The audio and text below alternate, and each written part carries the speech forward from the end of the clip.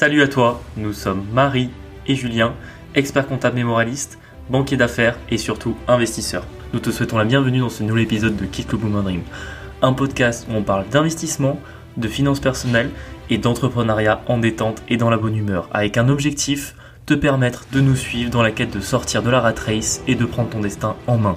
Grâce à nos expériences pro et à notre vie d'investisseur, nous te donnons les conseils qui nous ont permis d'avancer dans la construction d'un patrimoine immobilier et financier, principalement cryptoactif. Chaque semaine, nous abordons un sujet en le vulgarisant au maximum pour qu'il soit le plus intéressant. Nous recevons un invité par mois avec un parcours inspirant et une expertise différente sur de nouveaux sujets. Si tu apprécies notre podcast, je t'invite à t'abonner sur ta plateforme d'écoute, à nous laisser une note 5 étoiles et à partager cet épisode et ce podcast à 2 personnes de ton entourage pour nous aider à le faire grandir. Je te laisse tout de suite avec l'épisode et je te souhaite une très bonne journée. Bonjour à tous, bienvenue dans ce nouvel épisode. Bonjour à tous. On est content de vous retrouver. Pour nous, ça fait un petit moment qu'on n'a pas tourné d'épisode de podcast. Ça fait plus de 2 semaines, je pense, maintenant, qu'on n'a pas tourné. Du coup, c'est limite bizarre de se réentendre comme ça nous avait manqué. Enregistré. On espère que vous allez bien. Surtout qu'en fait, on a été tellement occupés les derniers temps que normalement, on a toujours l'habitude d'avoir à peu près un épisode par semaine, d'avoir un épisode d'avance. Donc en général, quand on vous enregistre l'épisode, c'est à peu près le week-end d'avant, le lundi où il sort. Et là, on est tellement à la bourre qu'on vous l'enregistre le dimanche soir pour le lundi matin. Mais bon, quoi qu'il arrive, au moins on tient les délais et ça, c'est essentiel. C'est vrai qu'on s'est fait rouler dessus par l'Immodream là ces derniers temps. Par la vie, tout simplement. Ouais, franchement, on a quelques trucs à vous raconter, donc ça sera cool. Est-ce qu'on commence direct par les boom anecdotes peut-être ? Ouais, tout à fait. Déjà, peut-être rapidement expliquer pourquoi on n'était pas dispo de week-end de suite. Oui, on a eu un mariage, on a 27 ans, ressenti 42. On s'est déplacé c'est surtout qu'on a fait 3000 km en 4 jours et demi, parce qu'en fait, on en a profité pour aller voir un de nos gros chantiers, passer par la Belgique, pour aller voir un ami à moi à Bruxelles, et ma grand-mère qui habite toujours là-bas. Ensuite, on allait descendre un mariage, on s'est couché hyper tard, sachant que nous, on a quand même un peu peut-être pas un rythme de vie de moine, mais on est des papiers des mamies, faut le dire. C'est ça, c'est-à-dire on se couche toujours à la même heure, on se lève toujours à la même heure, etc. Et là, forcément, on s'est couché très tard. Le lendemain, on a fait 11 heures de bagnole dans la journée pour rentrer à Montpellier, donc parce que le mariage était à Saint-Omer. Alors si vous ne connaissez pas Saint-Omer, c'est normal parce que personne ne connaît Saint-Omer.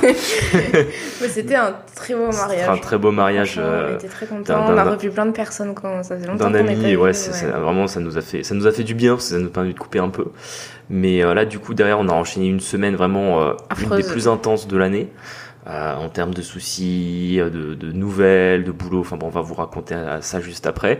Et là, ce week-end, il y avait une grosse compétition de force à Nîmes, et comme elle est organisée par des amis et que j'ai voulu leur donner un coup de main, j'étais bénévole tout le week-end, autant vous dire que je suis arraché complet. Il y a Julien qui s'engage des mois à l'avance sur des trucs, et en fait, on se retrouve... Après, outre le fait que ça te faisait plaisir d'aider, mais c'est vrai qu'en fait, on a été ultra fatigués par notre week-end de mariage. La semaine, elle a été affreuse, et en plus, Julien, du coup, s'est levé très tôt pour pouvoir aider au championnat de force. Du coup, on n'est pas plus reposé. C'est ça, on n'est pas plus reposé ce week-end, et voilà, on s'était dit qu'on trouverait un moment dans la semaine pour tourner l'épisode, on n'a pas pu, donc on est dimanche soir, fatigué, et c'est pour ça qu'on le fait maintenant. Ouais. Peut-être enchaîner sur les petites boom anecdotes, parce qu'en vrai, il y en a eu pas mal quand même. Je ne sais même pas par où commencer, j'ai plus les mots. Du coup, nous, pour notre gros chantier, donc l'hôtel qu'on rénove, on est très contents, franchement. Le chantier, il a duré... Travaux à 95%. Ouais, et puis super bien fait, vraiment... Très quali. Tout pourrait aller bien si, en fait, Enedis n'était pas en retard. Donc ce qui s'était passé, je ne sais même plus si on l'avait raconté. Si, on a déjà parlé, j'ai déjà dit que je détestais Enedis. Voilà, et en gros on a eu un double dossier, personne s'en rend compte, et en fait c'est pas mal ils ont vraiment de la désorganisation interne. Donc en fait le bonhomme qui est passé en avril sur notre chantier pour voir où est-ce qu'il pouvait poser les compteurs, personne ne retrouve ses coordonnées en interne, donc en fait la personne qui est en charge du dossier a dit on va refaire la procédure depuis le début. Donc vous vous doutez bien que nous c'est hors de question qu'on subisse leur désorganisation. Donc là, on essaye de forcer comme des malades pour que ça soit fait rapidement, et surtout qu'on reste sur le même délai. C'est-à-dire là, on est censé recevoir le devis, et on attend que ça, du coup. Oui, parce qu'en fait, ça nous bloque totalement, dans le sens que Enedis, on savait depuis le début que ça allait être long. On était sur 3-4 mois de délai à peu près pour entre l'ouverture du dossier jusqu'à la pose des compteurs. On l'avait fait directement fin mars, dès qu'on avait signé notre acquisition. Et on va dire qu'on s'était dit qu'en les pressant un peu, on était sur une pose de compteurs, allez, fin juin, début juillet, qui devait plus ou moins correspondre à l'avancement du chantier, qui pour le coup on n'a eu aucune surprise et les équipes travaux ont vraiment géré l'avancement du chantier est exactement tel qu'elle était prévue, voire même légèrement en avance, ce qui est très rare, mais bon, c'est écoute, tant mieux pour nous. Mais par contre Enedis, en fait, on a les premiers échanges de mails, les premiers coups de téléphone avec eux début avril, où on nous dit qu'en fait c'est bon, on a eu quelqu'un qui est passé sur le chantier, qui a visité, qui a validé la solution technique et qu'on va recevoir le devis d'ici quelques jours, semaines. Enfin, on nous dit ça début avril, donc bon, au début on s'inquiète pas trop. On les relance déjà fin avril, je crois. Ensuite on les relance tout le long du mois de mai. Au mois de mai, c'est là où on a le problème qui démarre avec l'espèce de double dossier, c'est-à-dire qu'en fait on se retrouve avec plusieurs intervenants et quand on leur dit oui mais il y a un tel qui nous a déjà appelé pour valider ça, l'autre personne nous dit bah non pas du tout. On se rend compte qu'en fait ils ont enregistré 2 dossiers différents, en plus à 2 noms différents. Et en plus 2 noms mauvais, enfin bon bref, il y a rien calé sur leur dossier, c'est-à-dire qu'ils ont créé un des dossiers, un de nos noms propres, alors que je vois pas à quel moment ils ont décidé de le mettre à nos noms propres, parce qu'on l'a toujours mis au nom de la même société, et le deuxième dossier, ils ont réussi à le mettre au nom de la mauvaise société, parce qu'on en a plusieurs, et encore une fois, on sait pas pourquoi ils ont sorti celle-là, enfin bon bref, que des trucs qui vont de travers, et le problème c'est qu'en plus chez eux, enfin vraiment c'est l'administration française dans toute sa splendeur, et qui donne envie de les secouer, quoi, vraiment, de les attraper et de les faire bosser, parce qu'en fait c'est un truc de fou. Dès que vous avez quelqu'un au téléphone, il ne sait pas, il vous dit qu'il va voir, etc. Et sauf qu'en fait, quand il vous dit qu'il va voir et qu'il revient vers vous, c'est 2 semaines de délai. Et vous êtes là, mais pendant 2 semaines, qu'est-ce qu'il a fait? Parce qu'au bout de 2 semaines, des fois, il vous dit, enfin moi, c'est ce qui m'est arrivé là cette semaine où j'ai vraiment perdu patience avec lui. Le mec m'a dit, ah ben oui, mais bon, j'ai pas eu de retour, du coup, je vais refaire passer quelqu'un sur place. Et moi, je suis là en mode, mais vous avez fait passer quelqu'un il y a 3 mois. Pourquoi vous voulez refaire passer quelqu'un? Il me dit, ah oui, mais on sait pas qui est passé.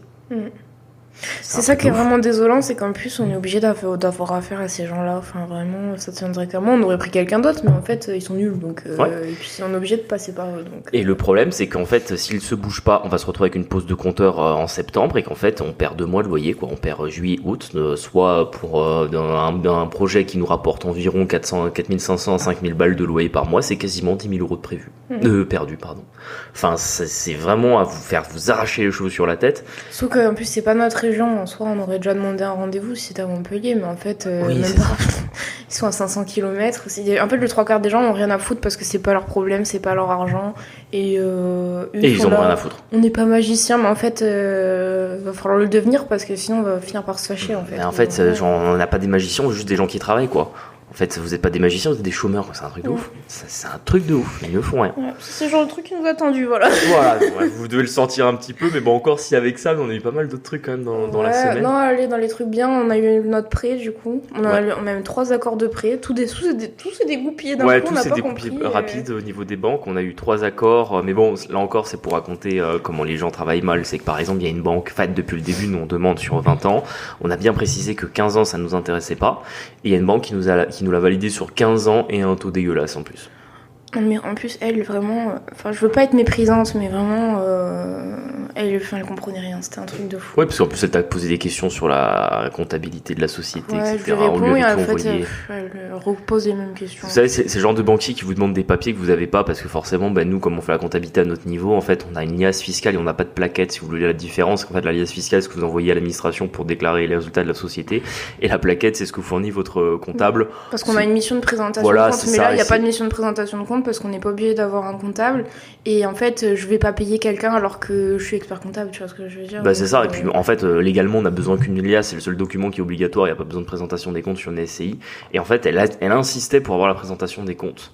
Alors finalement, c'est toi qui l'as pris par mail en disant que c'était toi qui t'occupais de la comptabilité pour qu'elle pose une question dont la réponse était dans l'alias qu'on lui avait donné. Exactement. Voilà. Bon, après, passons. Mais bon, le plus important, c'est qu'on mais encore une fois, c'est pour vous montrer un petit peu le temps qu'on perd et l'énergie que ces gens nous mangent, quoi. Enfin, et pareil, par contre, je pense la banque du coup avec qui on va partir, trop bizarre la réponse qu'il a fait. Le mec, il a dit bon ok pour le prêt, mais par contre, je veux ça et ça avant qu'on ait l'accord définitif ou je sais pas quoi, je t'ai il faut vendre le chat, tu sais, pour qu'il nous donne ça. C'était un peu ça, en fait, il nous a mis qui est pas très professionnel, voire même illégal, parce que dans le code de la consommation, c'est pas permis, mais en gros, il nous a dit, en contrepartie, ouverture de compte, et il voulait plusieurs assurances qu'on passe chez eux. Ce qui en soi correspond tout à fait aux accords qu'on avait. Je pense qu'il nous a fait cette réponse parce qu'il sait que je travaille dans la banque, parce que je pense que quand tu l'envoies à un client classique, ça doit pas bien se passer, parce que vraiment, c'est vrai que la réponse était bizarre. Après, bon, je l'ai eu au téléphone, on a réglé les soucis.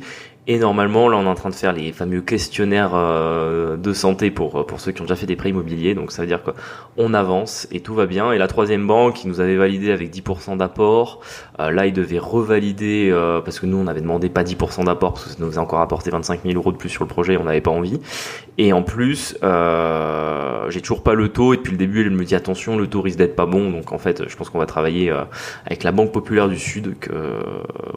Tu donnes les blasés et tout. Mais oui. Bah oui, moi je donne le base des banques avec qui on travaille, y a pas de souci, et qui visiblement va pouvoir nous accompagner sur le dossier, donc écoute, tant mieux. C'est la bonne nouvelle. Ça, c'était vraiment la bonne nouvelle de la semaine, on en avait besoin, donc c'est cool. Et qu'est-ce qui s'est passé d'autre encore Des relocations d'appartements classiques. Oui, aujourd'hui, une relocation, c'est bien parce que du coup, j'ai vraiment pas eu de vacances sur cet appart, tant mieux. Et voilà, on espère que les semaines d'après ça se passera mieux. Moi, je vous avoue, je suis un peu fatiguée de la vie. Là, parce que si on a eu aussi cette semaine, je sais plus si on vous l'expliquait, on avait eu un rapport qui établissait de l'insalubrité sur un appartement parce qu'on a un locataire qu'on fait partir et qu'en fait ils ont ravagé l'appartement tout simplement. Et du coup, notre électricien est passé pour faire les modifications parce qu'en fait on était tombé d'accord avec l'organisme d'État qui s'occupait du rapport d'insalubrité en lui faisant constater il y avait plein de trucs, c'était pas nous, c'était juste des dégâts des eaux que le locataire n'a pas déclaré à son assurance. Et du coup, il l'a reconnu, il nous a juste demandé de nous occuper des trucs électriques. Bon, ça, à la limite, c'est pas grave, on s'en occupe. Et du coup, l'électricien est allé. En fait, c'était tellement n'importe quoi dans l'appartement qu'apparemment, il retrouvait pas les prises. C'est-à-dire que par exemple, il y avait des prises où ils avaient tapissé le mur par-dessus la prise. Du coup, on ne sait même pas où se situe la prise dans le mur. Enfin, des trucs vraiment incroyables.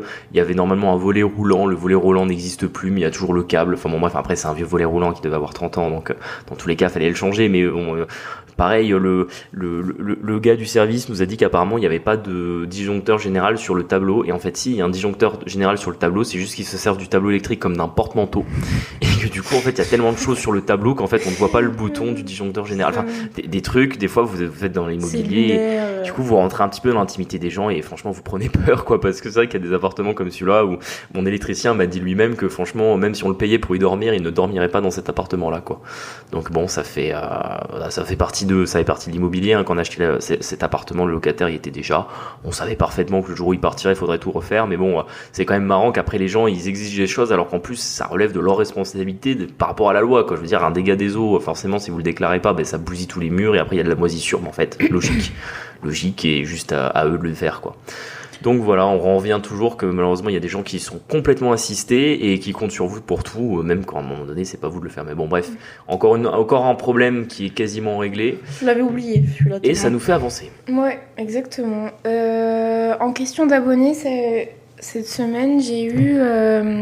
C'était pour toi du coup, Julien, c'était directement posé à toi. Ouais. Si tu penses que les financement bancaire pour l'investissement locatif, ça sera plus facile à l'avenir ou en devenir.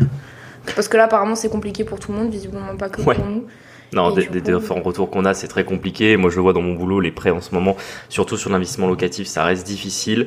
Il y a tout un tas de raisons qu'on a déjà plus ou moins évoquées dans les épisodes précédents. Je vais essayer de répondre rapidement à la question. Il faut bien voir deux choses. Il faut voir la tendance long terme et les différentes tendances court terme qu'on peut avoir dans l'octroi des financements. Je pense qu'en tendance long terme, on va être dans une époque et dans une tendance financière où ça va être de plus en plus compliqué d'octroyer des prêts entre guillemets aux gens de la classe moyenne. Donc mais ça veut dire que les gens ne pourront jamais faire d'investissement comme nous. C'est pas que ça sera impossible, c'est que ça sera de plus en plus difficile. Donc ça, malheureusement, je pense que c'est un peu la tendance long terme.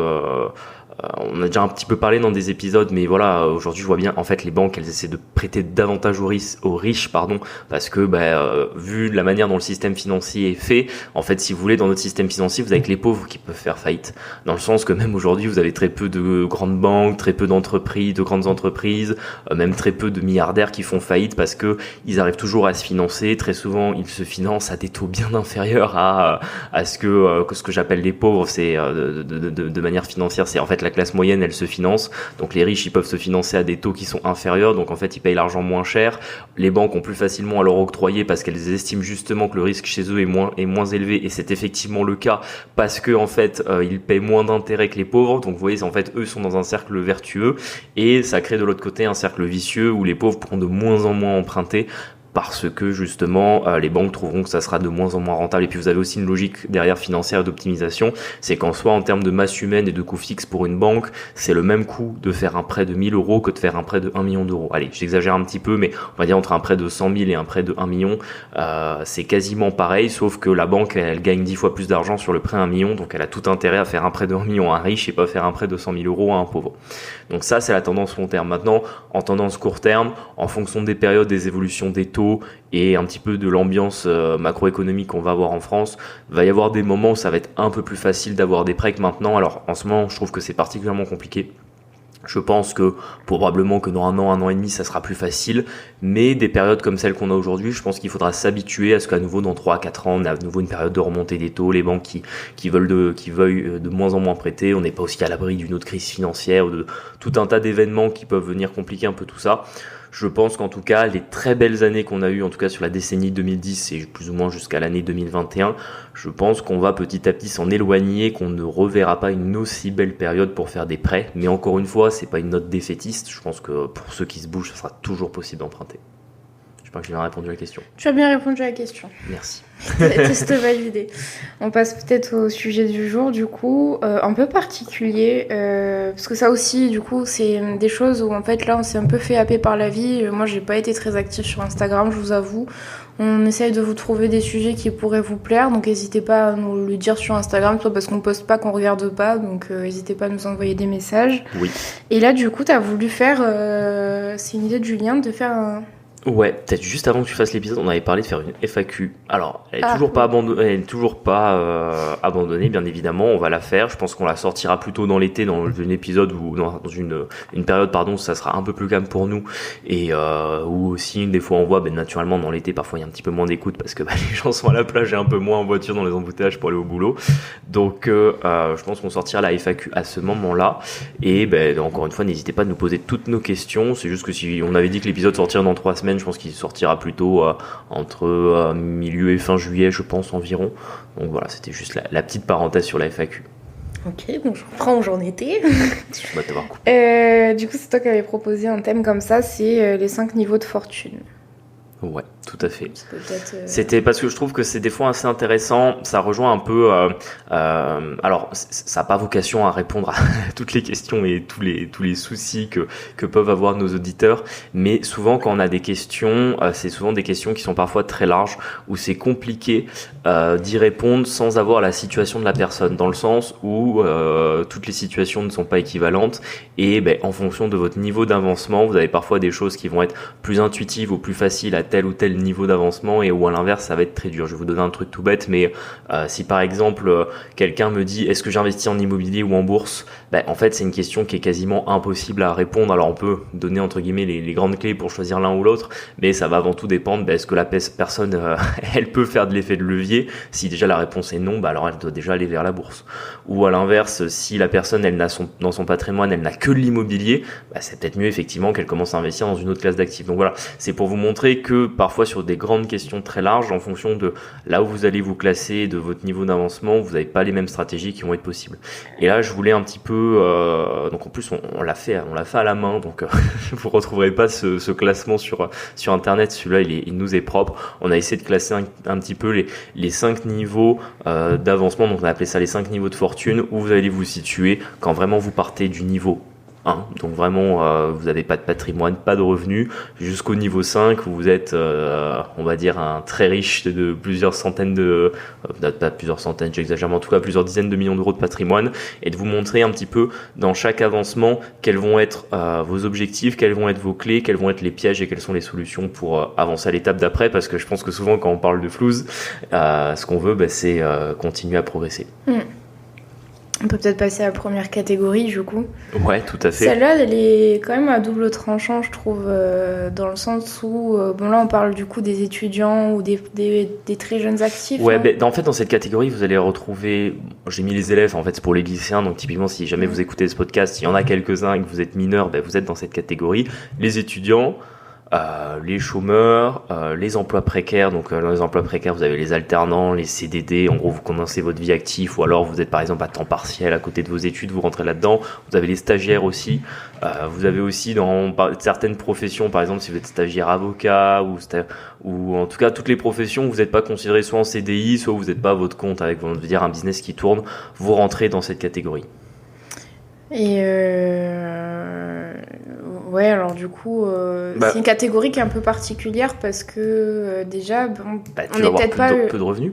Oui, déjà, tu as peu de revenus, mais particulière dans le sens où l'argent, c'est une préoccupation, mais en faire beaucoup, est-ce que ça l'est vraiment? Tu vois, t'es pas spécialement éveillé ou t'as peut-être pas forcément la maturité dans cette catégorie-là. Tu vois, je pense surtout aux lycéens ou aux étudiants.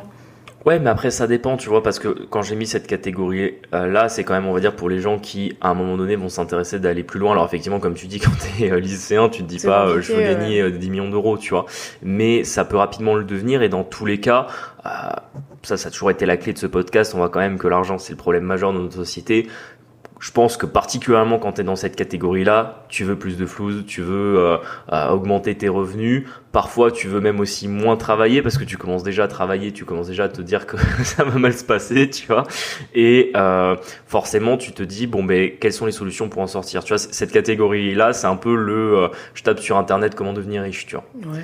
Mais cette catégorie-là, en fait, elle peut être remplie de pièges, et puis surtout, on peut aussi avoir l'impression, et ça justement, je pense que c'est le premier piège dont on peut parler, qu'en fait, tant qu'on est là-dedans, on n'a pas besoin de se poser la question. Tu vois, ce que tu viens de dire, pour moi, c'est le premier piège. Parce que moi, j'étais comme ça, en fait, à cette époque-là, donc... Mais ça, de toute façon, on le voit. Mais c'est pas, entre guillemets, quand nous, on appelle ça un piège, c'est pas malsain d'être. Je pense qu'au contraire, qui fait sa vie d'étudiant et se poser ces questions quand on a 25, 26 ou 27 ans, c'est pas gênant. On n'est pas obligé d'à 18 ans de forcément se demander quel business on va lancer, ou est-ce que on échange notre temps contre suffisamment d'argent. Mais je pense quand même que pour ceux qui veulent aller plus loin rapidement, des fois se dire que tant qu'on est étudiant, on se pose pas cette question, c'est un piège, et on l'a vu un petit peu autour de nous. Enfin, moi je sais qu'en tout cas à l'époque où j'ai été étudiant, j'étais un peu un ovni de me poser ces questions-là, et finalement beaucoup d'amis qui eux aussi à un moment donné ont commencé à se projeter dans l'investissement, ont eu envie de gagner plus d'argent, quand ils ont transitionné vers la catégorie 2, ils ont gardé un petit peu, moi j'appelle ça le syndrome de la flemme, tu vois, de te dire qu'en fait c'est pas le moment de commencer à mettre en place des choses, c'est pas le moment de te former. Tu vois ce que je veux dire ? C'est un peu dur de savoir parce que t'en as qui ont plein de croyances limitantes aussi, tu vois, dire c'est pas le moment. En fait moi je trouve que c'est pile le moment parce que t'as pas de gosse, t'as pas de responsabilité encore, tu vois, donc et puis surtout tu vas avoir du temps. Ouais. Donc ça après peut-être que c'est propre à chacun aussi, non ? Je sais pas.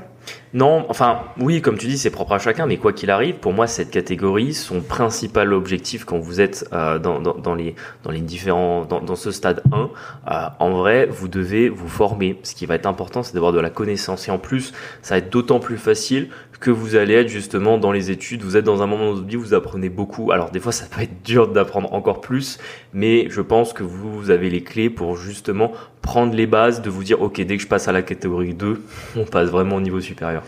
Nous, ce qu'on avait fait, je sais pas du coup si on le recommande ou pas, parce que en fait nos métiers actuellement manquent profondément de sens, et voilà, on n'a qu'une hâte, c'est de l'équité.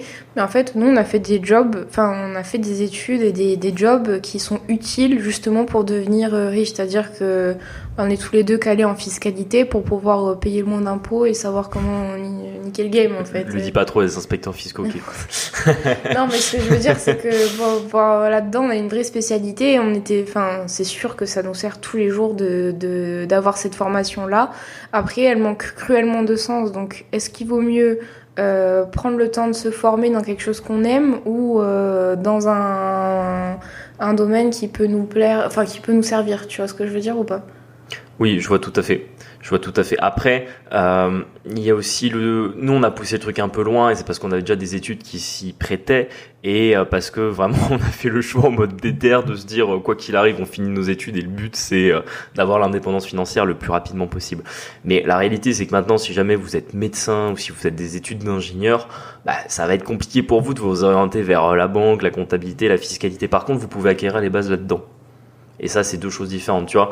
Effectivement, comme tu dis, si tu peux, on va dire, utiliser tes études pour aller dans un métier où tu seras directement en lien avec les questions d'argent et d'investissement, c'est bien. Mais si tu ne l'es pas, c'est pas grave. Mais par contre, il faut que tu ailles chercher les clés à côté. Ouais, ou tu vois, ou être sûr que tu as un job qui te dégage suffisamment d'argent et une situation qui te permet de faire ce qu'on fait, tu vois. Par exemple, je sais plus, Julien, il a eu en call enfin comment on appelle ça, c'était un ami d'un ami qui m'a demandé, ou alors c'était pas ce call là dont tu parles. En fait lui il a récupéré, il est associé dans la boîte de ses parents, de son père. Ah d'accord, tu parles de celui-là, ok. Et en vrai c'est pas trop mal parce que du coup il a fait un parcours où il sait que au final il peut se retrouver dans la situation où il peut lever beaucoup d'argent pour pouvoir investir. Oui. Alors que par exemple je sais pas, des métiers où les débouchés sont un peu plus compliqués, où tu vois où t'es en auto-entreprise pendant longtemps, ou même nos potes qui sont kinés, en fait faut quand même déjà les années d'études plus les 3 ans qu'ils demandent pour le financement, ça fait de suite tu vois, ça repousse vachement le début. Après ça c'est, je dirais, uniquement pour investir dans l'immobilier. Et après quoi qu'il arrive, comme tu dis, la solution pour passer à l'étape 2, c'est surtout aussi de te trouver un job avec des revenus stables. Et effectivement, là, tu prenais, en fait, si je comprends bien, tu me coupes si j'ai pas compris ton propos, mais c'était de dire qu'en fait, celui qui est dans un job, entre guillemets, où il n'y a pas de bout débouché, je sais pas, vous avez fait un master de psycho. Oui, voilà, par exemple. Non, mais je veux mépriser personne, hein, mais non, mais c'est parce que si vous avez fait des études sup, c'est souvent le cliché quand on parle des licences de psycho. Mais bref, effectivement, là-dedans, c'est bien d'aller vers un endroit où vous avez des débouchés, sauf si maintenant vous voulez vraiment, je sais pas, travailler dans le social ou travailler dans l'humanitaire, ou voilà, si vraiment vous avez une passion. Mais bon, je pense que vous écoutez peut-être pas forcément ce podcast, ou alors les questions d'argent passent un peu à côté. Mais effectivement, comme tu dis, c'est d'aller chercher un métier où vous allez en tout cas échanger votre temps contre suffisamment d'argent. C'est-à-dire qu'en gros, vous allez chercher un job si vous avez fait des études qui est pas payé au SMIC, parce que voilà, vous avez des études, faut le valoriser. Et puis si vous avez envie d'avoir de l'effet de levier, de pouvoir mettre de l'argent de côté, de pouvoir investir, juste avec un SMIC, ça va être très difficile. Donc effectivement, comme tu dis, il faut trouver un job. Après, je pense que ça passe aussi en... tu vois, pour moi, c'est l'étape où il faut pas se définir forcément de stratégie. Tu vois, par exemple, comme nous, on a un peu des stratégies à l'année, on a des stratégies sur 2-3 ans, on fait vachement de calendrier, de notre organisation, tu vois. Je pense que ça, typiquement, ce niveau d'avancement, quand tu es dans l'étape 1, tu peux absolument pas le mettre en place. Mais par contre, en fait, tu dois rester à l'affût de t'ouvrir au maximum à cette sphère de l'investissement, de l'entrepreneuriat, même si tu vas pas forcément entre guillemets attaquer ça dès le début, mais en tout cas tu dois, quoi qu'il arrive, c'est choper le maximum de connaissances que tu peux. Et je conseillerais même aussi de mettre un peu les mains dedans. Tu vois, moi quand j'étais étudiant, juste avant que j'investisse dans l'immobilier, je me suis un peu cassé les dents dans le trading en bourse, j'ai commencé à investir en crypto. Au début ça a pas payé, tu vois, mais au moins je me suis fait mon éducation là-dessus. Pareil, j'ai testé les paris sportifs, parce que c'est moins la mode aujourd'hui, mais si vous remettez 10 ans en arrière, le pari sportif c'était quelque chose où vous pouviez créer du revenu alternatif. Je pense qu'il fallait un petit peu y aller pour se rendre compte que c'était pas le cas. Et en fait c'est comme ça que vous arrivez petit à petit à vous créer un peu une expérience, un œil d'investisseur qui va s'améliorer au fur et à mesure des années. Je suis d'accord. On va passer maintenant à la catégorie 2. Ouais. Alors, la catégorie 2, justement, je pense que c'est sans doute la majorité des gens qui écoutent notre podcast. En fait, c'est simple. vous travaillez en CDI, vous êtes en activité à temps plein, vous êtes entrepreneur à votre compte, je pense, depuis au moins 2 ans, vous êtes sur toute une petite entreprise, en général, vous êtes en freelance, donc à votre compte, ou alors si vous avez peut-être une petite boîte, vous allez peut-être avoir 1-2 salariés. En fait, là aujourd'hui, vous avez vos premiers revenus qui sont stables, vous êtes dans le début de la construction d'un patrimoine, dans le sens que vous pouvez accéder au crédit bancaire, que ce soit pour acheter une résidence principale ou pour faire un investissement, et vous avez suffisamment de revenus qui tombent tous les mois pour investir à côté, que ce soit dans la bourse, dans les cryptos, voire parfois vous mettre dans d'autres classes d'actifs. Là maintenant, vous allez vous demander comment je fais pour passer à l'étape supérieure, parce que c'est un peu, quand on regarde tous nos amis, ils sont quasiment tous dans la catégorie 2. Ouais, exactement. Et en fait, je pense que c'est sans doute la catégorie la plus dure pour en sortir, parce qu'on avait vu que quand tu étais dans l'étape 1, soit pour passer dans l'étape 2, tu avais juste à trouver un job qui rémunère bien.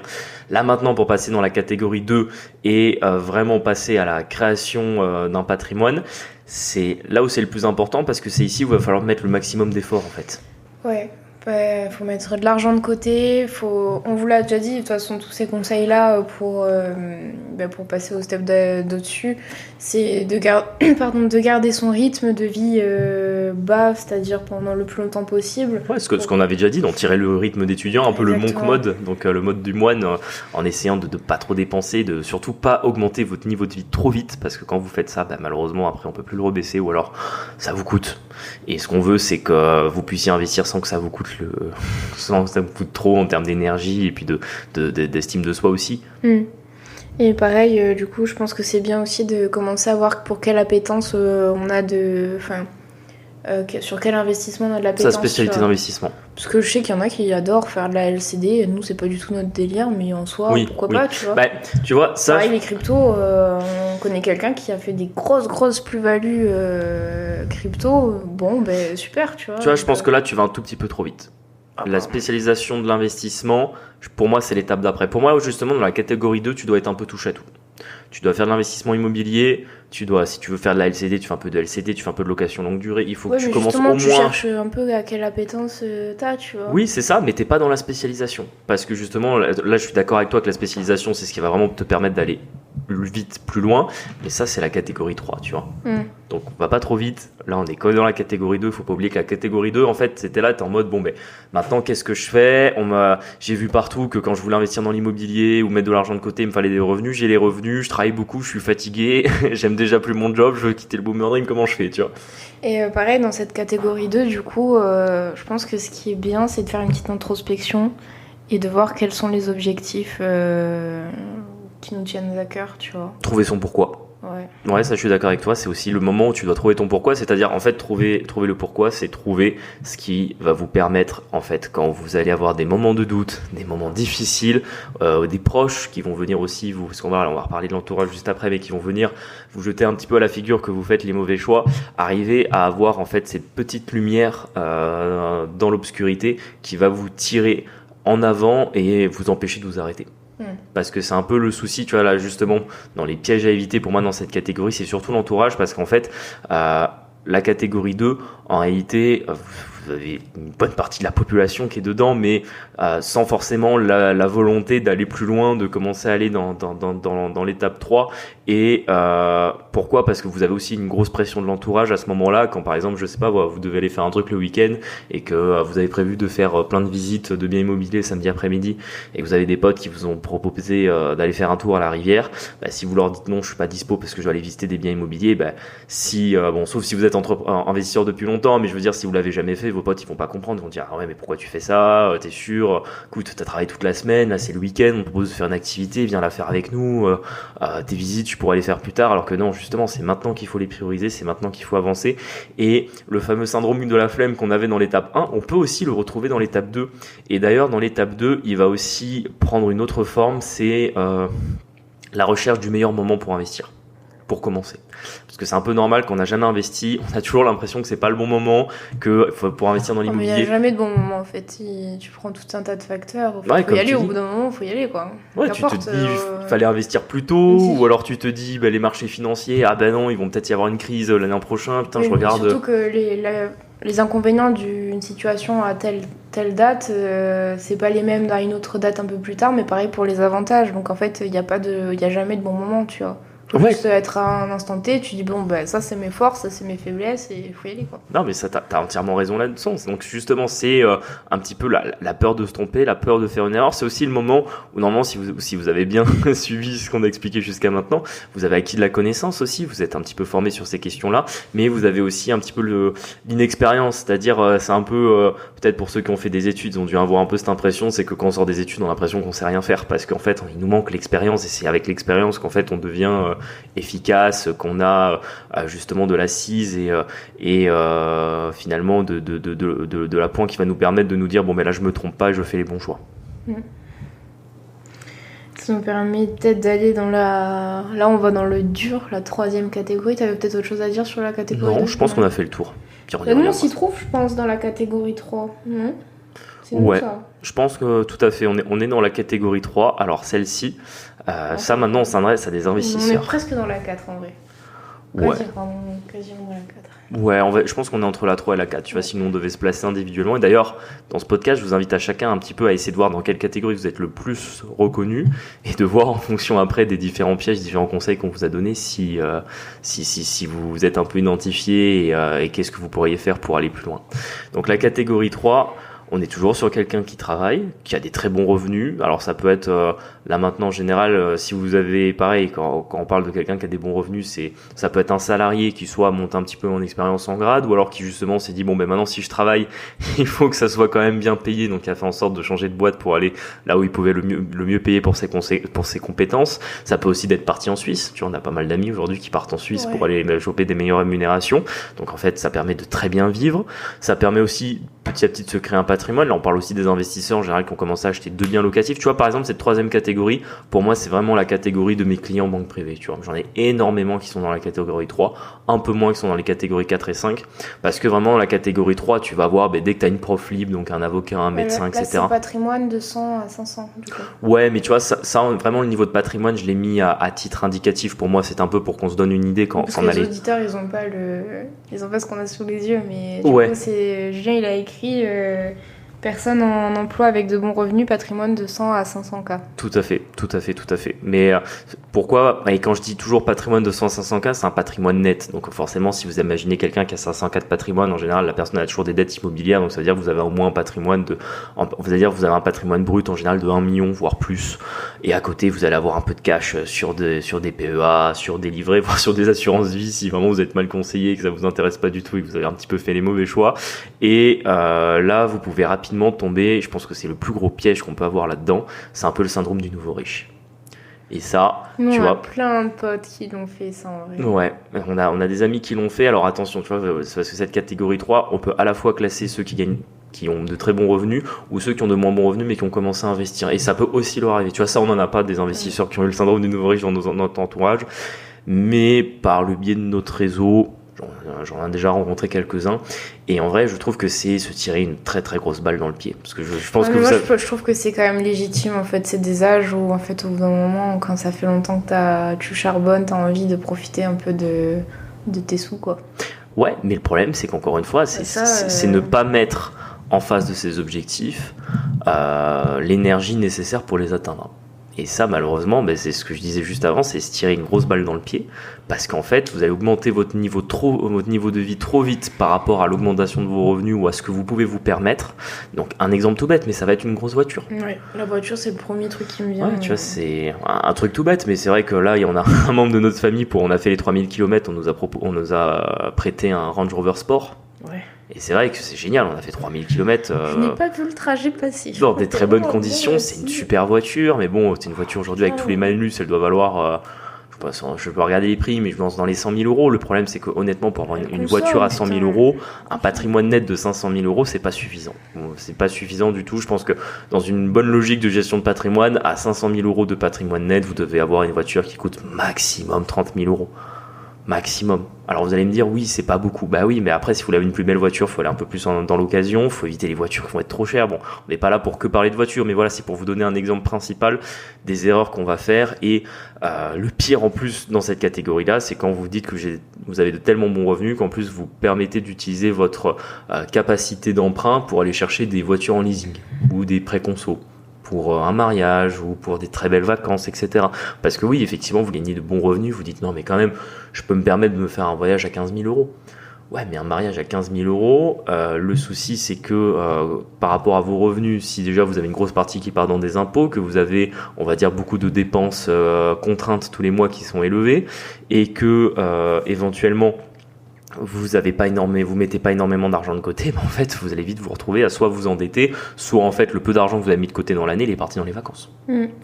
Et le souci, c'est que du coup, si vous êtes dans cette catégorie-là, en fait, vous allez avoir très difficile à aller plus loin. Alors, en général, ça va le faire parce que tu vois, tout à l'heure, je disais que j'avais la plupart de mes clients en banque privée, ils étaient dans la catégorie 3. Pourquoi ? Parce qu'effectivement, quand tu es dans la catégorie 3, en tout cas, je sais pas si ça sera vrai pour notre génération, mais dans la génération d'avant, ceux qui sont rentrés dans la catégorie 3 qui ont vécu comme ça, quand ils arrivent à la retraite, ils ont à peu près un patrimoine de 2 millions d'euros sans trop avoir forcé. Le problème, c'est toujours pareil, si vous voulez partir à la retraite à 64, 65, 66 ans, c'est même plus quel est l'âge maintenant où on va partir, mais bref, si effectivement vous êtes bien dans votre taf, il n'y a pas de souci, faites-vous plaisir, tranquille, il n'y a pas de problème. Le problème, c'est que si vous êtes dans la démarche de vous dire je veux partir à la retraite avant 40 ans, voire avant 35 ans, voire peut-être même encore plus tôt que ça, vous pouvez pas vous permettre ce genre de choix. Là, c'est justement dans cette catégorie-là où vous allez avoir des efforts qui vont être hyper importants à faire et que, tu vois, tout à l'heure, on parlait que les investisseurs, on peut les mettre là-dedans. C'est aussi là où ceux qui ont commencé à investir, ils doivent rien lâcher. Ouais. Et tu vois, là, on a aussi des amis où enchaîner les opérations, on se rend compte que c'est pas aussi facile. Non, mais ça l'était pas, hein. Puis, il fallait. Ouais, mais parce que t'as des problèmes qui viennent. On aurait pu le dire avant. Hein. Oui, et puis c'est aussi le truc que tu vois, ce qu'on dit toujours, c'est petits investissements, petits problèmes, gros investissements, gros problèmes. Quand vous voulez aller loin, il faut des gros investissements et ça se fait pas comme ça. Vous allez avoir la charge mentale qui va en face, le temps qui va en face, les efforts qui vont en face. Et c'est pas facile de se dire que en fait 80% du cash que vous générez, que ce soit par votre travail ou par vos investissements, repart dans vos investissements. Bah nous c'est un peu notre cas et moi je pense que tu partages un peu mon sentiment là-dessus, c'est qu'en fait c'est quand même très frustrant à la longue. Après on pourrait partir maintenant en soi de nos jobs et tout ça, mais c'est vrai que il y aura un goût d'inachevé. Je sais pas. Mais t'as l'impression en fait que tu passes ta vie à juste charbonner, tu vois. Ouais, je comprends, mais bon, ça, tu vois, tu mets une super objection, mais tu as surtout le problème qu'à un moment donné, c'est quels sont tes objectifs. Tu vois, c'est toujours pareil, parce qu'encore une fois, si justement dans l'objectif numéro 3, c'est-à-dire d'avoir un petit patrimoine de 500 000 euros, une belle maison, votre voiture, votre boulot, 40 heures par semaine, etc., les 1 heure de boules embouteillage tous les jours, le vrai boomer dream, il n'y a pas de souci. Vous vivrez bien, vous vivrez heureux, je pense qu'il n'y a pas de problème là-dessus. Mais tu vois, moi, le boomer dream, si j'ai un podcast pour en partir, c'est que vraiment, c'était pas pour moi, et que les objectifs que j'ai en termes de revenus font qu'en tout cas, si on s'arrête, bon, là on approche de la fin, mais si on s'est arrêté il y a 6 mois par exemple, ou il y a 1 an, en fait on n'y était pas du tout. Ouais. Et là par contre, je pense que moi personnellement je l'aurais mal vécu, alors peut-être pas tout de suite parce que j'aurais eu un petit peu l'effet rebond des vacances, de la liberté, de faire un peu autre chose, mais je pense que dans 1 an, dans 2 ans, je me serais dit bon, t'as pas donné tout ce que t'avais et t'as pas été au bout des objectifs. Ah non, toi t'es pas d'accord. Là on sent que la semaine a été dure, on sent que toi t'as fait 4 jours de formation sur 5, tu t'es demandé pourquoi je faisais 2 jours de formation pour changer de logiciel dans un job où je vais partir, pourquoi je faisais 2 jours de formation pour devenir expert comptable alors que je vais jamais exercer en tant qu'expert comptable. Bon. C'était pas une giga semaine, ouais. Désolé pour les auditeurs, elle donne un peu de son somme dans le podcast. Non mais ouais, je sais pas ce que t'en penses un peu de cette catégorie de ce qu'on a dit. Est-ce que tu penses qu'il y a des choses à rajouter Non, après je suis quand même d'accord avec toi sur cette catégorie. En fait, c'est là où il faut rien lâcher. Je pense que c'est la plus dure dans le passage. Parce que t'es entre deux.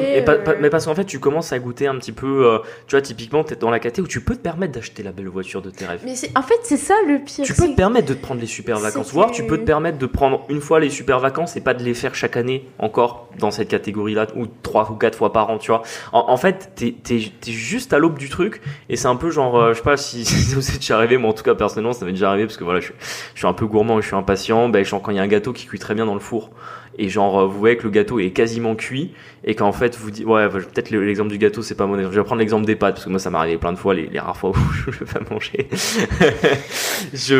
Quand je cuis des pâtes à un moment donné ça peut m'arriver quand j'ai très faim qu'elles soient pas assez cuites, je me dis bon allez c'est pas grave je les mangerai comme ça, et à la fin du repas je me dis bon en vrai si je les avais laissé cuire 2 minutes de plus elles auraient été meilleures, tu vois. Je trouve que c'est une bonne comparaison. C'est vrai.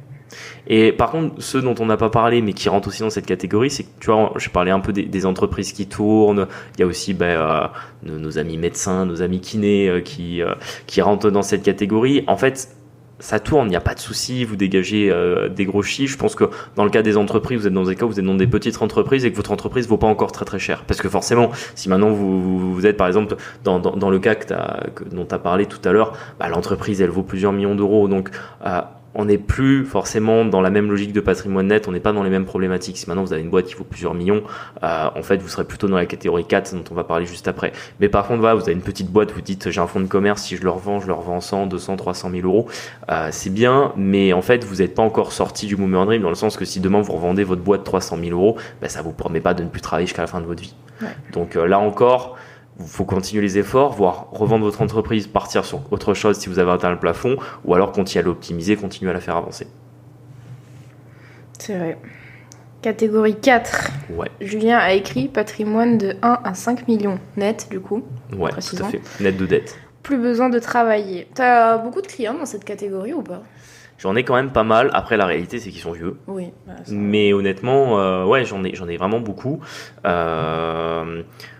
Et encore une fois, en général, cette catégorie-là, en tout cas de moi, ce que j'en ai vu, c'est qu'elle arrive en général passé 50 ans. Voire parfois même un peu plus tard. C'est-à-dire que moi, la plupart, comme je disais qu'ils étaient vieux, c'est qu'ils ont 60 ans, parfois un peu plus, ils sont à l'âge de la retraite. Pour le coup, ils ont une autonomie financière complète, ils font ce qu'ils veulent. Tu vois, par exemple, ça fait une petite anecdote, j'ai un client, il s'est lancé dans le commerce de cheval. De cheval? Ouais, c'est-à-dire qu'il a de chevaux, pardon. Ouais. Oula, oui, je suis fatigué, excusez-moi pour cette petite faute. Et il s'est acheté une jument. Il a acheté 80 000 euros la jument. Il lui a fait faire deux poulains et les poulains, apparemment, ils valent 200 000 euros pièce. Et du coup, il s'est lancé là-dedans. C'est en société, ça? Justement, il va passer en société parce qu'il le faisait en nom propre. Et on a parlé fiscalité, mais bon, bref. T'as morti le canasson, je suis mort. Oui, c'est exactement ce qu'il me disait. Il me disait que quand il le faisait en nom propre, il payait une certaine fiscalité. Bon, on va pas rentrer là-dedans parce que sinon on va perdre complètement dans l'épisode. Mais en gros, qu'il s'était rendu compte que s'il le mettait dans sa holding, il pouvait déduire tous les frais en relation avec le cheval. Du coup, il augmentait sa marge sur les opérations. Aïe, aïe, aïe. Okay. Mais ça peut être un business d'investissement, mais typiquement, je pense qu'il faut. Non, mais tu vois, je pense qu'il faut, à moins que ta famille soit du métier, faut que tu aies une autonomie financière pour mettre 80 000 balles dans une jument. Tu vois, tu ne mets pas 80 000 balles dans une jument si t'as pas l'autonomie financière de te le dire, tu vois. Et typiquement, cette personne est pour moi dans la catégorie 4. C'est-à-dire que là, elle continue un petit peu à travailler. Alors, elle a été dans une grande entreprise, parce que je garde le même exemple en tête. Il a pris une semi-retraite, il continue à faire des petites opérations, notamment de marchand de biens à son compte. C'est un gros investisseur. Lui, il a fait la fin du Boomer Dream, sauf que la fin du Boomer Dream, il l'a fait à 60 ans. Vache. Mais effectivement, du coup, quand on revient pour moi dans cette catégorie, vraiment, une fois que vous avez atteint là, je pense que la catégorie 4, c'est vraiment la catégorie où on peut s'arrêter. Je pense que la catégorie 5, après, c'est vraiment du bonus, ou alors vraiment si vous êtes zinzin, tu vois. Mais la catégorie 4, honnêtement, en fait, il y a plus grand chose qui peut vous arriver. Je ne sais pas qu'est-ce que je ferais de ma vie le jour où on arrive dans la catégorie 4. Aïe, aïe, aïe. Et plus très loin. Quelques années sans souci, je pense, et on y sera. Ouais. Après, effectivement, tu vois, moi, dans cette catégorie-là, pour moi, les pièges principaux, le premier, et qui pend au nez de beaucoup, c'est se recréer une rat race avec sa propre entreprise. C'est-à-dire qu'en fait, par exemple, dans le cas des salariés, vous étiez salarié, vous avez enfin pu quitter votre job, vous avez suffisamment de cash, vous décidez, je sais pas, de lancer une boîte, vous associer dans une boîte, etc. Et en fait, vous travaillez tellement que en fait vous redevenez esclave d'un nouveau système. Alors même si c'est pas d'un point, ça se voit souvent, ça se voit souvent. Alors parfois c'est même pas pour des raisons financières, parce qu'encore une fois le cash que vous avez vous le gardez, mais simplement vous vous êtes mis en tête. Les gens qui s'alourdissent leur quotidien en fait. Ouais, c'est ça. Vous vous êtes simplement dit je vais continuer à faire avancer l'entreprise, et je distingue cette rat race là de celle simplement où vous faites avancer une entreprise et que vraiment ça vous fait plaisir et que c'est un peu votre raison de vivre. Mais si c'est simplement entre guillemets que vous subissez à nouveau le quotidien et que vous faites mais finalement quand j'étais salarié c'était pas si mal, je pense que c'est pas le bon cas. Ouais. Je pense que c'est pas le bon cas du tout, et je pense que c'est l'erreur à éviter. Après il y a une autre catégorie d'erreur qui est plus rare. Moi personnellement je l'ai pas vue, peut-être une fois sur un client, mais bon ça serait un cas un peu long à expliquer, mais c'est de vraiment faire une grosse erreur d'investissement en mode je sais pas, vous avez 5 millions d'euros de patrimoine net et vous décidez de mettre 4 millions d'euros dans un truc. Et en fait, ça, c'est pas logique, c'est pas cohérent. Par exemple, c'est pas moi. Oui, bah, ça veut dire que le mec était pas assez averti, quoi. Enfin, ouais, c'est ça. C'est-à-dire que quand vous arrivez à ce niveau-là, il faut pas dire vous avez une logique bon père de famille, parce qu'en fait, ça veut un peu rien dire. Ça peut arriver pour les gens qui ont, par exemple, hérité, je pense, non? Les gens qui, tout à fait. ont jamais trop mis les mains dedans et on s'échauffe un petit peu et tu te brûles les ailes, en fait. Exactement. Et tu vois, quand je disais juste avant, bon, très clairement, si vous êtes arrivé à cette catégorie 5 par l'investissement, vous n'avez pas vraiment une logique bon père de famille, vous êtes quand même un spéculateur. Mais quand on est un spéculateur, il faut quand même avoir une logique de cohérence, de diversification surtout, et de pas toujours mettre ses œufs dans le même panier. Bah, typiquement, évitez l'erreur, vous allez vraiment vous dire, bon, mais là, j'ai le coup d'une vie, il faut absolument que je mette 4 millions sur la table alors que vous avez que 5 millions de patrimoine et qu'en fait, vous risquez de les perdre, voire perdre un peu plus, et que vous pouvez retourner à la case 0. Alors, encore une fois, c'est rare. Moi, comme je le dis, j'ai dû le voir une fois en 5 ans en banque privée, mais pour moi, ça reste quand même un petit warning qu'il faut avoir si on est dans ces catégories-là. J'espère qu'on a des auditeurs qui le sont, tu vois, ça serait intéressant de savoir. Envoyez-nous en DM la catégorie où vous êtes identifié. Et pour le coup, je pense que si vous voulez continuer à avancer, il faut toujours rester un investisseur averti, continuer à faire ce qui a marché pour vous. Tu vois, tout à l'heure, quand on parlait on oublie d'en reparler dans la catégorie 3, parce que je t'avais dit, tu en avais parlé dans la catégorie 2, mais que quand vous vouliez passer de la catégorie 3 à 4, il fallait justement se spécialiser. Ouais. Et c'est-à-dire, c'est là où il fallait trouver quelle était vraiment votre niche d'investissement où vous étiez le mieux. Par exemple, ça peut être les cryptos. Ça peut être l'immobilier, mais quoi, le marchand de biens, la location longue durée, la LCD. Tu vois, par exemple, nous, dans notre cas, c'est la location longue durée, notamment les locaux commerciaux. C'est vraiment notre niche, c'est là où on est le mieux, c'est là où on fait nos plus gros chiffres. La crypto, un petit peu à côté aussi. Mais comme tu dis, tu as des profils où, par exemple, il n'y a pas très longtemps, on m'a parlé d'un gars, normalement, que j'ai pas encore rencontré, mais que je devrais rencontrer bientôt, qui apparemment a une vingtaine de LCD. Une vingtaine. Ouais, et que du coup, il a engagé quelqu'un à plein temps pour bosser dessus, etc. Il a autonomisé son truc. Alors, encore une fois, j'attends de le rencontrer pour avoir tous les détails, mais voilà, si vraiment le mec il a mis 20 LCD qui tournent, bah forcément, il doit faire, je sais pas moi, il doit faire peut-être 200 000 € de chiffre d'affaires par mois, j'imagine, en fonction où elle tourne. Ça tourne bien en moyenne. Donc, forcément, on est sur des très très gros chiffres, des très gros revenus, et il s'est spécialisé là-dedans, et c'est ce qui lui permet d'atteindre la catégorie 4. Quel boss. Ouais. Okay. Donc voilà, effectivement, il y a une logique de spécialisation. Et quand vous arrivez dans celle-là, je pense que justement, pour continuer et commencer à toiser la catégorie 5 dont on va parler après, il faut continuer à investir, continuer ce dans quoi vous êtes bon. Après, là aussi, la catégorie 5, est-ce que tout le monde aspire à ça? Je sais pas, tu vois. En fait, Julien a écrit patrimoine de 10 à 20 millions et au-delà. Tu nous fais la transition comme ça, alors qu'on n'a même pas fini la catégorie 4. T'avais pas fini? Non, je plaisante, vas-y. Non, bah, du coup, je disais, est-ce que tout le monde après a l'ambition d'aller aussi loin que ça, tu vois? Alors, décris un petit peu mieux la catégorie 5. C'est les gens, typiquement, qui ont des très très gros patrimoines. Et ouais. Je suppose des entreprises qui vont avec, du coup, surtout. C'est souvent le cas. C'est-à-dire que pour moi, la catégorie 5, c'est un peu le graal ultime de l'investisseur. Parce qu'en fait, on fera peut-être un épisode là-dessus, genre investissement vs entrepreneuriat, mais la réalité, c'est que un des gros moyens d'avoir énormément d'argent aussi, c'est de monter des entreprises. Tu vois, avec l'investissement, c'est long et ça fonctionne bien, mais c'est long quand même. En fait, si tu veux, dans toutes les catégories qu'on a dit, les deux étapes sont possibles. Mais effectivement, je sais pas moi, si tu montes une start-up, je sais pas si t'es un étudiant qui avec bouts de ficelle monte une start-up qui vaut, je sais pas si avec 3 potes de fac, tu crées Uber par exemple, tu passes de l'étape 1 à l'étape 5, tu vois. Et l'étape 2, 3, 4, tu les as même pas rencontrés. Mais effectivement, comme là, on a fait quand même quelque chose d'un peu plus linéaire où quand tu arrives dans l'étape 5, en fait, soit t'es vraiment un très gros investisseur, et tu as vraiment fait des coups qui ont été énormes. Et en fait, déjà, les investisseurs, tu es dans le top du top, on va dire, des niveaux de richesse. Mais là, tu es dans le top du top des investisseurs, donc tu es dans le 0,01% de ceux qui font les meilleures affaires, donc c'est extrêmement rare. Ou alors, comme tu dis, le deuxième cas, c'est t'as monté une entreprise et c'est la réussite de cette entreprise qui va te permettre d'atteindre ces niveaux de patrimoine. Parce que moi, j'ai mis pour moi le début de la catégorie 5, c'est entre 10 et 20 millions d'euros. Mais vous pouvez être à 50 millions d'euros, vous pouvez être à 100 millions d'euros. Après, derrière, tu vois, par exemple... Oui, c'est vrai. Il y a une nuance quand même. Ouais, c'est ça. Il y a une nuance, mais en gros, c'est effectivement, t'as mis une boîte. Tu vois, par exemple, on peut te dire... il donne jamais exactement son patrimoine, mais tu vois, Yomi Denzel, par exemple. Ouais, typiquement. Yann Darwin aussi, je pense qu'il doit peut-être se placer là-dedans. C'est-à-dire qu'eux, finalement, ils ont une entreprise qui a tellement bien marché que ils arrivent à un niveau de patrimoine beaucoup plus élevé que si simplement ils étaient restés à faire de l'investissement ou des petits business comme ils avaient initialement.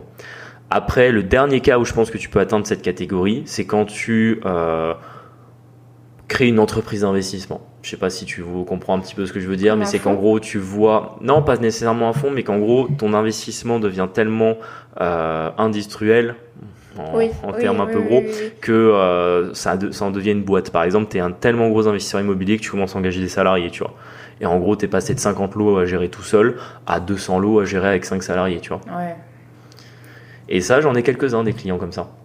J'en ai quelques-uns. C'est leur activité principale, ça, du coup ? Alors, non, qui ne gèrent pas 200 lots, mais je veux dire des clients, dont investisseurs et entrepreneurs, mais qui sont arrivés à ce niveau-là de patrimoine en ayant des salariés, finalement en gérant un petit peu leur patrimoine familial comme si c'était un family office, si tu veux. Donc, c'est en faisant en sorte que ton patrimoine d'investissement devienne une sorte de boîte, que tu gérerais ça un petit peu comme tu m'as dit un fonds tout à l'heure. Alors le fonds, c'est pas le bon terme, parce que le fonds, ça veut dire que tu es un peu ouvert, un peu public entre guillemets. Parce que la vérité aussi, c'est que l'investissement, ça prend du temps, ça prend même énormément de temps. Enfin, je veux dire, mais c'est sûr on que on approche les 50 lots, franchement, on y passe un temps monstre, quoi. Ouais, mais bon, on va pas se mentir, la catégorie 5, c'est j'atteins la catégorie 5 de 20 millions d'euros avec un SMIC en un an, elle n'existe pas. Ou alors c'est le loto, tu vois, mais je veux dire, pour atteindre la catégorie 5, t'es à 10, 15... Faut un peu d'âge aussi, je pense. Bon, ouais, c'est ça. À part non, t'es à 10... Denzel, tu vois. Non, t'as 10, 15, 20 ans d'investissement énervé. Ça. Ou alors, t'as créé une boîte qui a très bien marché en 5 à 10 ans ou 15 ans, tu vois. Et effectivement, cette catégorie 5, je pense qu'il n'y a pas énormément. Hein. En gros, quand tu retires... tous ceux qui ont de l'héritage... Parce que là, actuellement, c'est dur pour nous de trouver des exemples, vu que de notre âge, ça n'existe pas. Non, mais en tout cas, on n'en a même pas dans notre cercle, tu vois, faut dire. Enfin, moi, j'ai quelques clients qui rentrent là-dedans. Ouais, j'ai pas de clients qui font ça, ouais. Mais effectivement, c'est plutôt rare. Mais encore une fois, si on revient un petit peu à l'essence de cet épisode, de savoir dans quelle catégorie vous vouliez vous mettre, je suis pas sûr que la catégorie 5 soit... Le goal. Enfin, le 4, ça le peut. Et tu vois, moi je pense que je suis un peu plus goal catégorie 5. On n'aura pas remarqué. Mais moi, je pense que c'est clairement la 4. Je pense que tout le monde vit heureux à la 4. Bah écoute, je te laisserai à la 4 et salut mon pote. Hein. Donc voilà, je pense qu'on a fait un petit peu le tour. J'espère que vous avez pu un peu vous classer en fonction de différentes catégories. Tu avais un peu d'autres anecdotes, des trucs qui te viennent à l'esprit? Non, je réfléchis un petit peu là dans mes gros clients. Généralement, ils sont souvent aux 3 en fait. 3, ouais, toi, tu as un gros client, je pense qu'il aurait eu le potentiel de devenir un 4 voire un 5 et qui. Je pense qu'il aspire à ça au final. Et qui, comme il a le syndrome du nouveau riche. Exactement. Je sais même pas si on fera un épisode sur lui, mais vraiment, il a un très bon concept de boîte.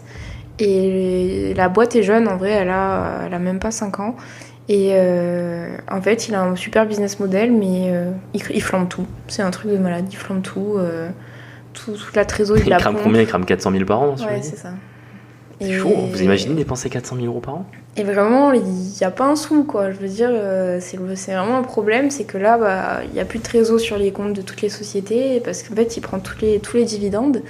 Alors qu'en vrai, il aurait laissé ça maturer, mais entre-temps, il s'est acheté 2 grosses baraques, donc forcément... il y a 2 Cayennes. Enfin, je veux dire, c'est vraiment un rythme de nouveau riche, en fait. Je pense que... Mais lui, c'était compliqué parce qu'il avait... En fait, il avait déjà eu une première boîte qu'il a pliée. Et en fait, en ayant cette première boîte, il a eu un rythme de vie de malade. Et en fait, c'est ce qu'on vous dit. C'est que le problème, c'est que quand on goûte à ce rythme de vie-là, c'est très dur après de s'en défaire. Et du coup, dès qu'il a eu les moyens les moyens... Moi, mon sens, il aurait dû attendre un peu. Mais dès qu'il a eu la possibilité de revivre comme il vivait avant... Et en fait, il l'a fait et il a tout cramé. Et je pense pas qu'il va plier sa boîte de suite, mais bon, on n'est pas sur une super santé financière. Donc sinon, il faudra qu'il ouvre le capital. Tu sais que j'ai un client, alors lui, j'arrive pas à savoir si... il a complètement le syndrome du nouveau riche, mais sa start-up marche tellement bien et vaut tellement cher que je pense que ça efface un petit peu ça, mais... Celui qui fait les micros...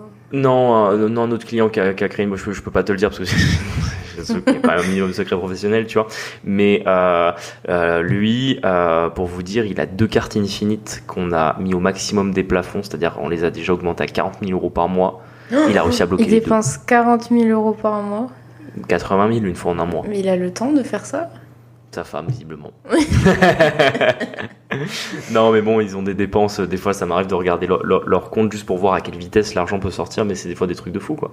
Et effectivement, bon, lui, pour le coup, je pense qu'il est un petit peu à l'abri parce qu'en tout cas, si sa boîte continue sur la lancée là, il peut se le permettre, tu vois, parce que je sais pas combien elle vaut aujourd'hui, mais si on me dit qu'elle vaut 30 à 50 millions d'euros la boîte, tu sais pas étonner, après, il a pas 100% du capital, mais je pense que c'est cohérent. Mais par contre, vraiment, il faudrait voir à quelle vitesse ouais, je pense qu'il dépense 600, 700 000 euros par an, un truc comme ça. C'est énorme. Ouais.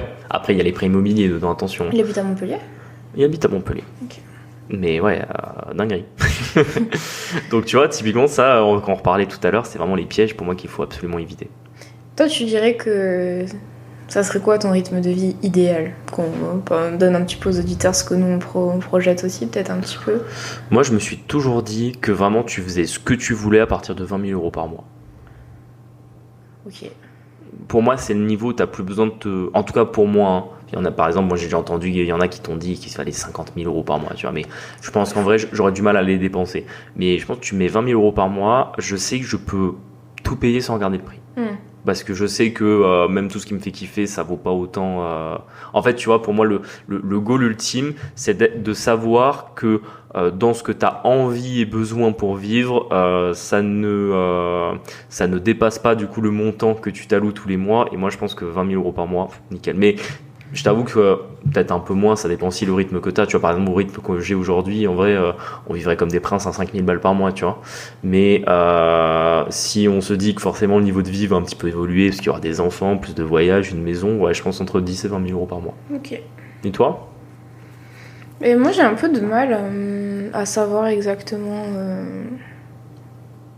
Genre, en fait, il vaut mieux pas que je regarde, tu vois. Genre, en fait, je me dis, on est bien comme ça aussi, mais c'est vrai que... Chaussures Prada, petit sac Louis Vuitton. C'est là aussi, c'est que quand ça, par exemple, ça m'intéresse absolument pas. C'est vrai. Ouais. Autant, alors, si, tu vois, je pense qu'on peut vite y prendre goût, c'est surtout non, ça. Mais quand genre... on connaît pas, en fait, on peut pas savoir. Ouais, mais genre, tu vois, avoir genre une chemise ou un costume sur mesure, tu vois, avec du bon tissu, etc. Ça, oui, mais genre aller chercher la marque, non, vraiment, aucun intérêt. Genre... Bah, moi, je dis pas non. Après, par exemple, dans les voitures... Alors ça, voilà, du coup, moi, pas du tout les voitures, vraiment. Parce que c'est vrai que quand on s'achète dans un Range Rover Sport... ouais, c'est vrai que c'était bien. C'est mieux que dans une Kia Picanto, quoi. Je fais des blagues parce que c'était la première voiture de Marie, la Kia Picanto, et franchement, c'est une voiture horrible, même si on vous la donne, ne la prenez pas. Bon, on arrive à la fin de cet épisode, je pense. Comme d'habitude, n'hésitez pas à partager cet épisode autour de vous. Franchement, on a de plus en plus d'abonnés, de plus en plus d'auditeurs, ça fait vraiment plaisir. N'hésitez pas à nous faire les retours également. Quand vous avez des retours quand vous nous faites des retours directement sur Spotify, sur Apple Podcast, ça nous fait super plaisir. Vraiment, un grand merci pour vos commentaires. On peut pas vous répondre. Alors ça, c'est un peu le défaut de Spotify. Genre, des fois, ça peut arriver, vous mettiez une question dessus, alors du coup, on la note, on essaie d'y répondre dans un épisode, mais je peux pas vous répondre directement. Donc après, des fois, si vous voulez genre un petit échange avec nous ou une réponse, etc. N'hésitez pas à nous envoyer une petite question par Instagram, on se fait un grand plaisir de vous répondre. Et puis comme d'hab, les 5 étoiles, les pouces bleus, parce que maintenant également on a la chaîne YouTube, donc voilà, la totale. On vous dit à la semaine prochaine. Merci, à bientôt, ciao.